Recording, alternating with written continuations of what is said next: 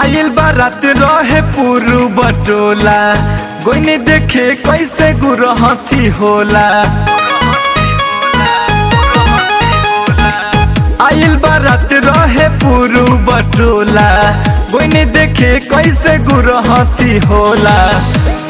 के बत्ती बहुत गोइल हो गइल अन्हारी ये सखी हम के बोलावे यारवा फ्लैश लाइट बारी ये सखी हम के बोलावे मजनुआ फ्लैश लाइट बारी ये सखी।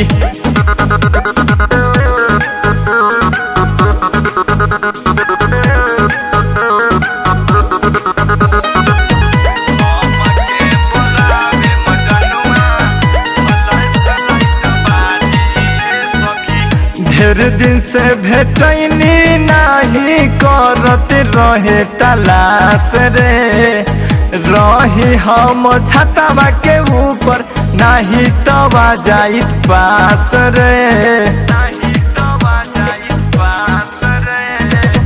ढेर दिन से भेटनी नहीं करते रहे तलाश रे रही हम छतवा के ऊपर नहीं तवा जाइत पास रे।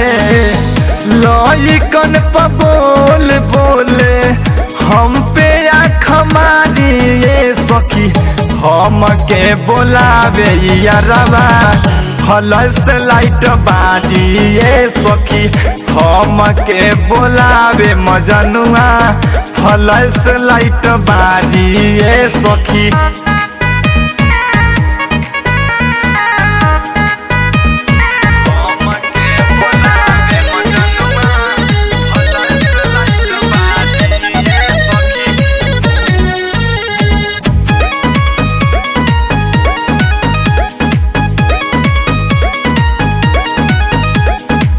फेला पला न बनावल भइल एही से गोइल खिसियाई रे।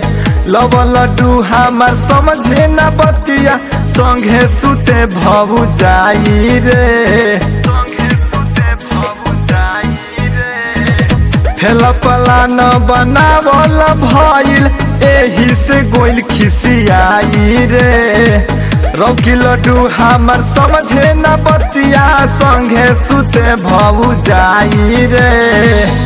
देखी के दांत पीसे फेरा में घूमे लगे सखी हम के बोलावे यारवा फ्लैश लाइट बारी ये सखी हम के बोलावे मजनुआ फ्लैश लाइट बारी ये सखी।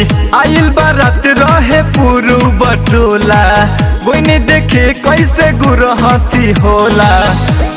के बत्ती बहुत गोइल हो गइल अन्हारी ये सखी हम के बोलावे यारवा फ्लैश लाइट बारी ये सखी हम के बोलावे मजनुआ फ्लैश लाइट बारी ये सखी।